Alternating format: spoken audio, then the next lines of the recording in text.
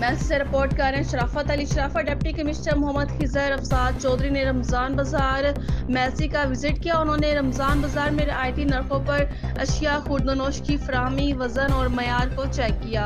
Deputy commissioner ने रमज़ान बाजार में मुख्तलिफ स्टॉल्स पर जाकर खरीदारों को मिलने वाली सहूलियात का मुआयना किया और कहा कि हुकूमत की हदायत पर रमज़ान बाजारों में आवाम को सब्सिडी पर अशिया खुर्दनोश की फराहमी की जा रही है। आवाम को रमज़ान बाजारों में बेहतरीन सहूलियात की फराहमी को यकीनी बनाने के लिए बाकायदगी से चेकिंग का अमल जारी है। रमजान बाजारों में 10 किलोग्राम आटे का थैला 400 रुपए में फराहम किया जा रहा है। घी मार्केट में 50 रुपए फी किलोग्राम कम कीमत पर दस्तयाब है। चीनी 70 रुपए फी किलोग्राम फरोख्त की जा रही है। हुकूमत के हालिया पैकेज से अवाम को बेहतरीन रिलीफ मिल रहा है। अवाम रमजान बाजारों में सब्सिडी पर अशिया खुर्दनोश की फराहमी से मुस्तफीद हो रहे हैं। रमजान बाजारों में अवाम को सहूलियात की फराहमी में किसी किस्म की मुश्किल का सामना नहीं है।